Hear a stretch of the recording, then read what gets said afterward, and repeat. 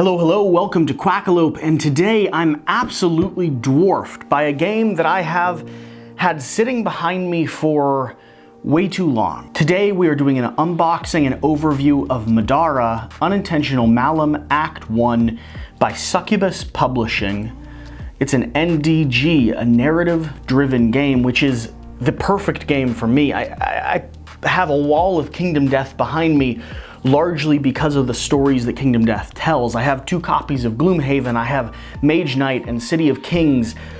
I'm basically always chasing down games that tell me a larger story. And Middara, if it does anything, tells you a larger story. Now, like always, I'm familiar enough with the gameplay of Middara that as we unbox it, I'll be able to go over the different components, how they work in the game, and kind of how the gameplay works as a whole. And there are spoilers in this box. I will be sure not to open any of the spoiler cards, both because I want to experience them myself and also because I'm sure you don't want to have anything ruined for you if you're interested in getting this game. Along with that, one important note, depending on when you're watching this video, Middara Season 1 and Season 2 are coming back to Kickstarter this summer, the summer of 2019. So if this looks like the game for you, you might want to consider backing it. You'll see as I dive into this game, the amount of content and the amount of love and care that the creators and designers and publishers have put into this box.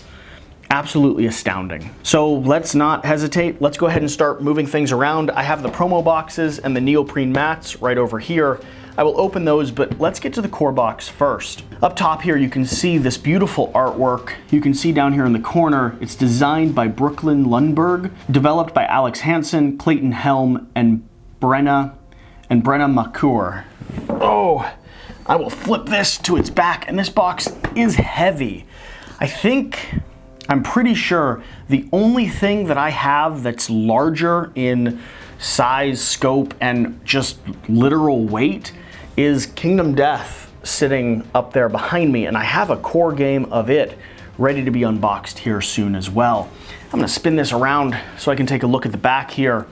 You can see the contents, absolutely massive. You can see some of the miniatures, but we'll see those in this box, and I'm sure you're seeing nice B-roll of them. I'm gonna go ahead and read the back flavor text. Welcome to Middara, a vibrant alternate world fantasy setting with a modern day flair. Players follow the young princess Nightingale and her trusted group of friends as they embark on a wild journey through the kingdom of Elna. Together, the group must brave Middara's dangerous caves, winding forests, ancient ruins, and haunted dungeons. They'll face moral dilemmas, battle lethal opponents, recruit new allies, and make decisions that will radically change the outcome of the adventure. With a 400-page adventure book containing 60+ hours of content, Middara, Unintentional Malum Act 1 is a unique, story-driven board game for 1 to 4 players, heavily inspired by jrpg, tactics mechanics, and atmosphere. The player customization is nearly endless. Using a point-buy system, players build their own classes by mixing and matching over 200 different items and over 110 different abilities. So prepare to gear up, kill monsters, get loot, and level up. So if you haven't got the sense of it already, this game is heavily inspired by Japanese RPG games. It's basically a D&D game if the box was the DM and you were taking characters through a Japanese anime style world.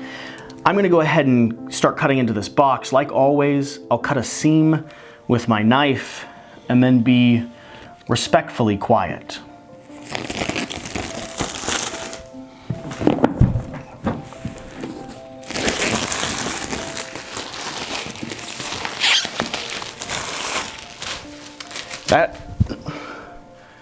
That was more saran wrap than I was prepared for.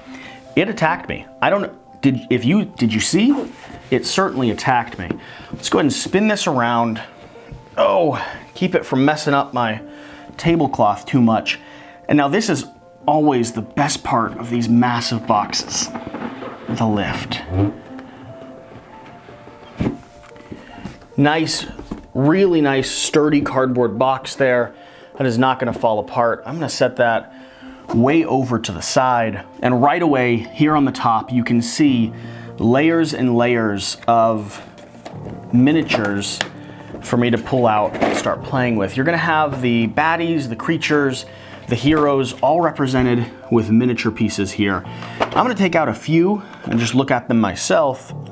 I am sure I will have nice quality B-roll of all of this here for you to see. The miniatures are really nice. If you're going to be painting and fixing them up, there are probably a few seams on them that you might want to work on with green stuff. And like any miniatures, there's a few print lines and stuff. But overall, they're nicely detailed. They have a lot of character to them. I really, really like them overall. Yeah, I am completely satisfied with these miniatures. These are lovely. I'll go ahead and set this miniature tray over to the side as well. I'm going to pull off this smaller box, and if you can see in there, there's a pile of chaos underneath these miniature trays. Now I do have to say, I wish there was a nice insert. I say it with all my reviews whenever I run into a box this nice that we've waited for this long. I know printing and organizing costs and stuff, it can really raise the price of a game, especially one that's this big, but then again, if I'm already spending this much money on a game, I don't want to have to find my own solution for keeping these items in really nice condition. So I am a little bit disappointed to see that all the cards, all the books, everything's really just kind of scattered and thrown in here. And as I sort and organize it all, I'm gonna have to find my own storage solution just as a way to make this game accessible, to make it something I can pull out and get to the table quickly. I'll stop harping on that. I talk about it every time there's not a nice insert with board games nowadays, because it's really something I've come to expect. Let's leave that subject alone for a moment, and I want to go ahead and take a look at some of these big guys. These miniatures, these big guys are thick plastic, they're not hollow, so they have a really nice amount of weight to them. Here we have a tree, kind of like a nightmare tree. The artwork and the fantasy design on these, you can tell they're heavily inspired by a JRPG. They're really nice. I love the artwork. That was one of the things that kind of just brought me to the game right away. And I love seeing these miniatures displaying that artwork in such a nice, really satisfying way. I'll go ahead and set this box over here to the side as well. And I'm gonna start pulling things out. I've got some stacks of cards. I'm gonna keep them all over here. In these cards, you're gonna find character upgrades, story events, but many of these cards are going to be items. They're going to be equipable and purchasable items that you use during the game. You're gonna go to a market. These items are going to be how you upgrade and customize all of your characters. Here we have a really thick, almost notepad thick stack of player boards. These are going to be the 4 core characters and a bunch of monsters. We'll take a look at these in just a moment. And I just saw a wall of flavor text behind it. We have a core component of this game, which are going to be these dice. Now each one of these dice, you'll notice, are different colors. That'll signify the power or type of attack you're doing. Along with that, they have different symbols other than numbers on them. We have books, which are spell books, and we have shields, and those will be used for different types of attacks, along with some stars here as well. These dice feel good. They have a nice weight, but they're overall fairly average plastic dice. They roll perfectly fine. I like the colors. They feel bright and vibrant. I think they fit the JRPG style. Let's see here. Stop. Large hidden card deck. Do not reveal cards in this deck until specifically instructed to do so. So these are the same type and style of cards as these available player cards here with all the creatures. So this is a wall of lore that you just don't get an opportunity to know about. We have bases here. These are going to be how you signify different player characters, along with different creatures that you're fighting, the levels, the upgrades, the abilities that each one has.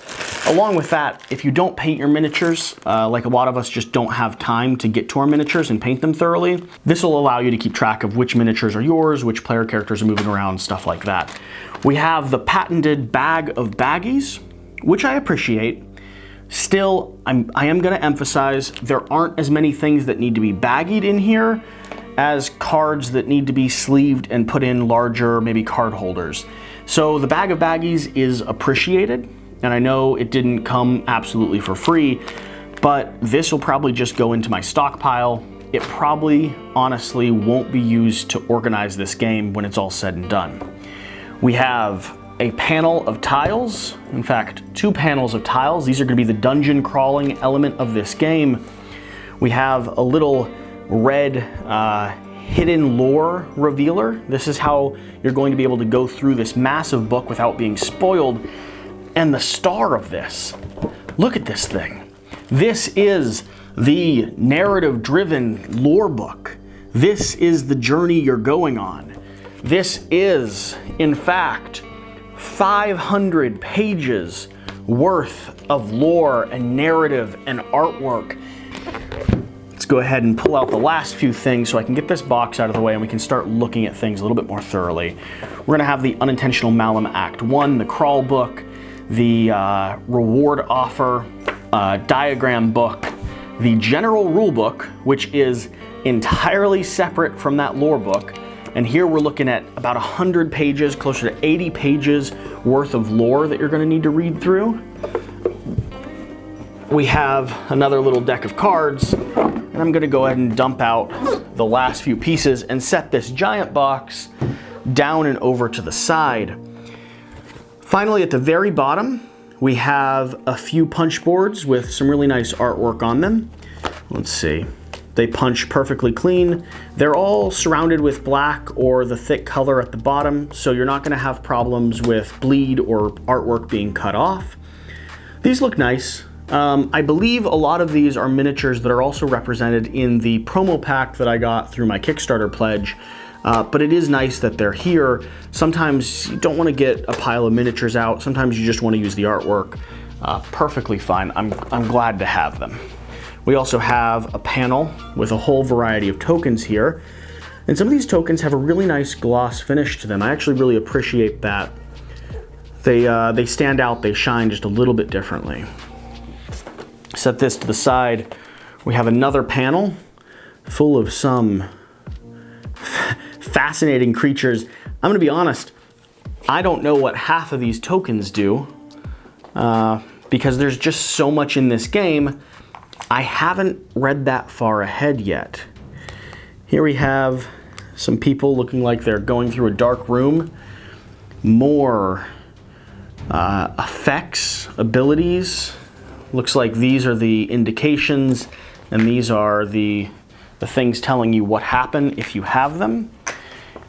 Lastly, we have our player board here. This is where we're going to be going on the adventure. I do wish this was a little thicker. It's paper with a plasticky feel, so it has a nice gloss to the top. I also find it a little odd that the sides are cut off. I can only assume, and I think I'm probably safe in this assumption, that Act 2, Act 3, you know, the expansions that are going to be coming down the road, especially with the new Kickstarter coming out, are probably going to connect to this board in some way. That seems to be how it feels. It feels like it's an unfinished piece of artwork and there's a larger map off to each side. If that's the case, that's interesting. I still wish it was made of cardboard, and I do kind of wish that this was a finished self-contained map so that it aesthetically looked a little nicer when I was playing. But that's being nitpicky. Granted, that's why you're here, because I am a little nitpicky. Let's go ahead and take a look at the rulebook. I'll flip through it very quickly. I'm going to go ahead and read this flavor text. The trees were barren, blackened boughs twisting tortuously across the mouth of the cave, barring the path. With a great sweep of his axe, a hulking man hacked the branches away, dead wood snapping easily under his blade. The party advanced warily, moving slowly into the labyrinthine blackness. The large man went first, following the directions of the slender young woman behind him. She murmured a continual low chant over a rune-covered crystal suspended in the bowl of water she carried. She held it out in front of her, in both hands, her arms outstretched like a beggar seeking alms. Beside her, a tall, mousy young man held a glowstone lantern high, giving her light to see the crystal as it moved ever so slightly, guiding their way through the sprawling black depths. Behind them, a second woman formed the rear guard, her bow at the ready, curved sword swinging from her belt. A final turn brought them to the mouth of a giant cavern, its ceiling and walls stretched into the darkness. The floor sloped up to a high point in the middle of the cavern where a mighty blood-red column glistened in the faint light of the glowstone lantern. A huge, ghostly form hovered in the air at the front of the column, tracing intricate patterns in the air with its clawed hands. Smoke and eerie blue-white light wreathed in a milky fog. On the edge, at its feet, lay a woman clothed in a sheen of thin white cloth. The axe-bearing man looked over his shoulder at the woman with the crystal, and she gave him a reassuring nod. The crystal was pointing directly at the girl on the floor. They had found her at last. The woman stepped around her companion. As she spoke, her voice rang clearly through the empty darkness. "Shadow Lord," she called, "you have wrongfully taken one who is ours. Return the woman to us, and we will leave you in peace." A low, hollow rumble shook the cavern walls as the Shadow Lord laughed. Abruptly, the dark corners of the cavern were no longer empty, claws skittering and boots clomped as creatures began to move about in the shadows. With a sigh, the lady carefully placed a bowl of water on the ground. "You bring this on yourself." The air around her began to thrum with an energy, and her companions retreated a few steps back. "You should have listened," she whispered. There we are, guys. Middara's introduction, the flavor text.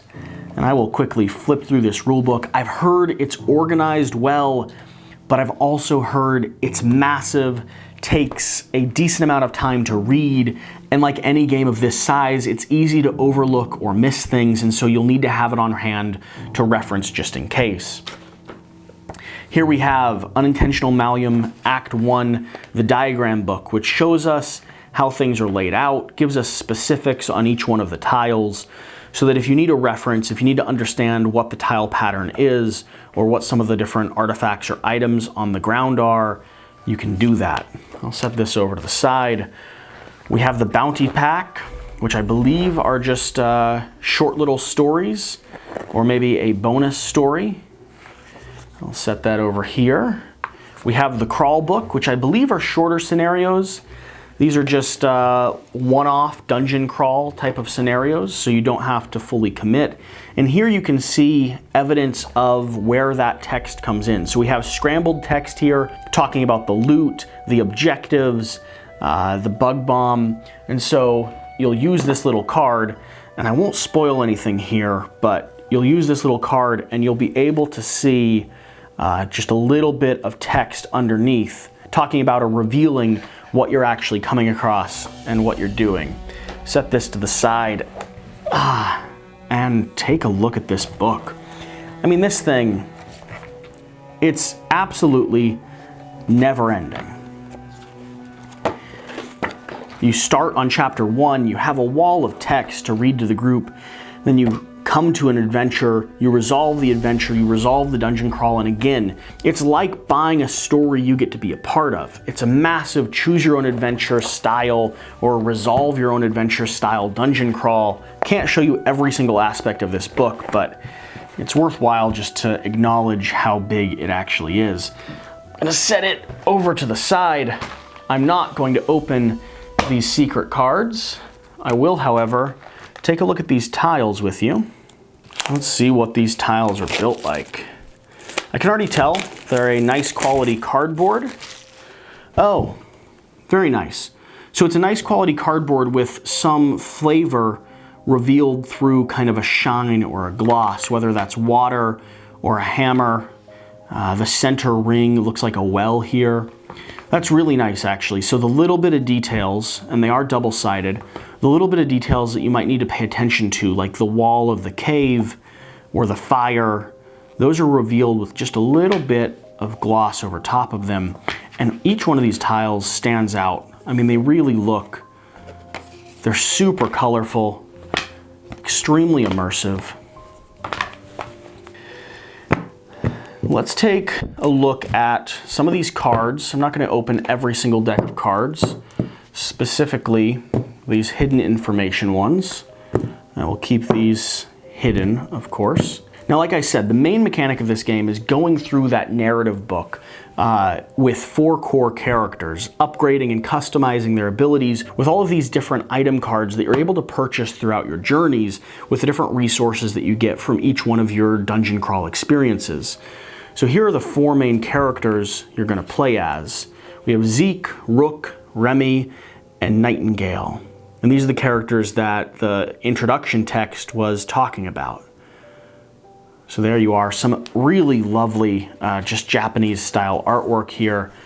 And now we're gonna come to all the different creatures that we get to face. Cavesicle, Water Iona, Animet. Look at these guys, the Tortured Immortal, Enslaved Spirit, Zolfingar. I love how colorful and vibrant it is, while still having this dark, kind of horrific fantasy style to it. And the back of these have a wall of text as well. Yeah, I mean, there's nothing more to say other than the fact that I'm ecstatic about this game. Let's go ahead and take a look at this Mundane Armor. I'm not going to look at the rare weapons, the comic relics. Let's look at this Mundane Armor so we get a sense of what these cards look like. I don't want to reveal too much about this game. A lot of the charm is seeing things for the first time. But these are going to be some of the different styles of shirts and equipment you're able to get. And each one is going to have different abilities. So on the back you can see they have passive abilities, static abilities. They affect some of your rolls. Sometimes they add different dice to your rolls. So here's some mundane weapons. A dagger, a pretty awesome axe. Got some long swords here. So yeah, so this is going to be how you upgrade and customize your character. Every time you come back from a event, you'll go through and you'll be able to go to the shop and just purchase specific upgrades for each one of your customizable characters. And you start with mundane, you have common, you have scavenger items, you have rare items, you have rare weapons, you have corpse collector consumables, mundane consumables. Then you even have specific cave upgrades, specific event upgrades, just depending on what level you are. Each one of these small decks of cards are going to be leveling up a character specifically. So every level that you gain, you're going to get to go down a whole nother track, not even equipping new weapons and items, but also learning new skills and abilities. And it just, this whole little deck of cards slowly becomes available to you, and each one of the characters can be customized in, like the text said, a fairly infinite amount of ways. Certainly enough ways that you won't exhaust it without getting your money's worth. Now, if you know where I'm headed, I'm clearly going to the promo box, which so kindly tells me to stay sexy, which I will absolutely do. Let's go ahead and slice this open and take a look at what we have inside of here as well.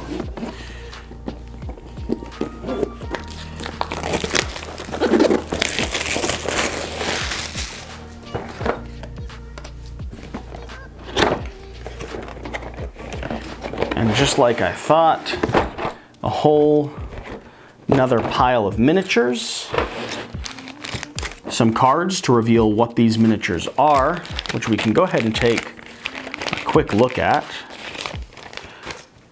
So I believe this top guy is potentially, I believe these are potentially new characters that you can play as, and then also new creatures that you're going to be fighting. Yeah, so we have a whole layer of new adventures that you can take out, along with a new animate, which is something that I believe you face.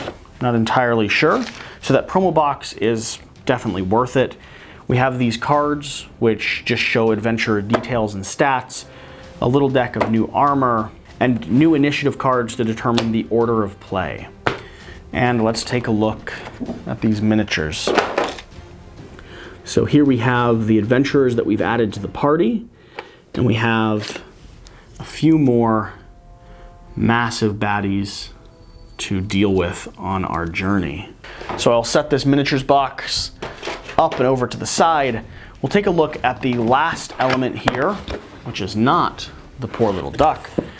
The last element here is going to be these player boards, these neoprene mats. Now these are going to be where you use your player characters. You can see here, this is all of the stats. So you'll have your consumables, relics, upgrades, just like that. You'll slowly start filling the mat out by adding accessories and all these other items. So this is just a nice way to keep everything organized and self-contained. I am really glad that I have these neoprene mats. They look really good. Let's go ahead and open up the last of them. And that will be the video. I may end the video by doing a little bit more reading, if you don't mind. So I'll open up the last of these mats so you can just see the artwork on each one of them. And then I think I'm going to open up that core book and do a little bit more reading so that we can dive into the story and the feel of Middara a little bit more thoroughly.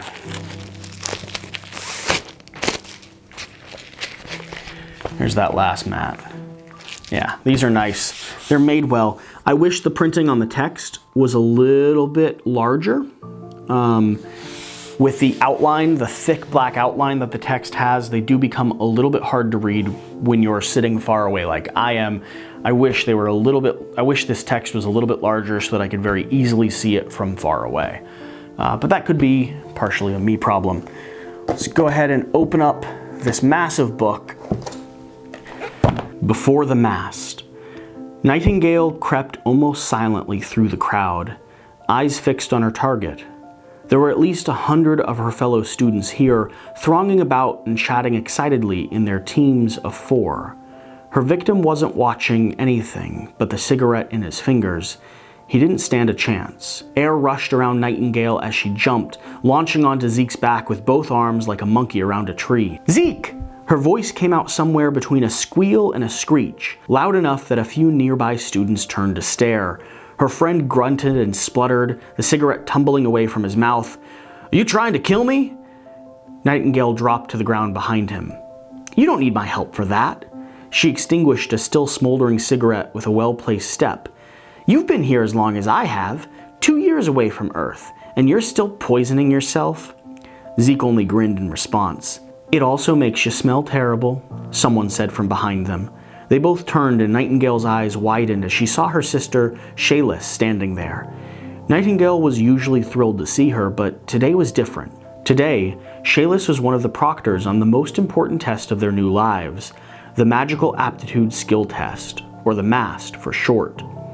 "Makes me smell terrible," Zeke scoffed. "See, here I was expecting something like, 'It's good to see you, Zeke,' or maybe, 'How'd you do on your written exams?' You know, friendly stuff." "No favoritism today," Shayless said. She sounded stern, but she was grinning at them as she flipped through a few pages on the back of a worn clipboard. "Oh, but look at that. Lucky you. Looks like you two ended up together." "What a surprise!" Nightingale smiled and shared a look with Zeke. "Consider that the only luck you get today," Shayless commented quietly. Nightingale looked around, wondering who their other partners would be.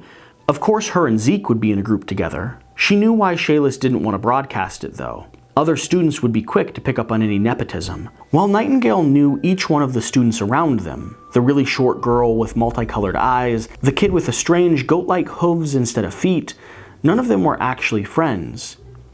"Each of them has 4 people," Zeke said. "Who are the other 2? "Rook Lars and Remy Morty." Shay frowned at the clipboard for a moment, then shrugged and tucked it away under one arm. "You need me to point them out?" "Nah, we're good." Zeke rested one hand briefly on Nightingale's shoulder, pointing toward the single largest student in the room. "I see Rook there. If you're not already, get acquainted. I've only got another few teams to assign before I explain everything." Shayless walked away, vanishing into the crowd. So guys, I'm gonna end the lore reading there. But this is how this game's experienced. I mean, I just read one section of one page, and this book is full, absolutely full to the brim of storytelling like that. So you'll go through the journey, the story, you'll read it aloud to the group, and then you'll come to the actual encounter where there's conditions, there's resolved conditions, there's victory points or awards. And then after you've done the dungeon crawl or the encounter, you'll come back to the market, you'll be able to upgrade, level up, buy new equipment, and you'll go through a whole nother section of this book. And like I said, it's kind of a form your own adventure style, so you're not going step by step. There are tragic endings and shorter stories and ways to just divert down a path where you don't even see some of the content in here until you maybe come back around or play the game a second or third or 16th time. So whatever the case, I hope you all have enjoyed this insane unboxing of Middara. If it looks like the game for you, I'd certainly recommend checking out the Kickstarter that's coming up again soon for the reprint and the Act 2. I will absolutely be backing it. Along with that, I'll be having full gameplay of Middara Act 1 on my channel very soon, especially now that I have it open and I've just started to dip my foot into it. I'm 100% ready to play. Like I said, I hope you've enjoyed this unboxing and overview video. Please like, comment, and subscribe. I put out new videos every single week with gameplay, unboxings, reviews, flavor texts, even documentary videos that take a little bit longer to work on. So stay tuned, stay connected, leave a comment in the comment section down below talking about your experience with Middara, whether or not this looks like a game for you, or other games you'd like me to check out and possibly play, unbox, overview, review, etc., etc. Whatever the case, please remember to do the important thing, get out and play some games. We'll see you on the next episode. Thank you.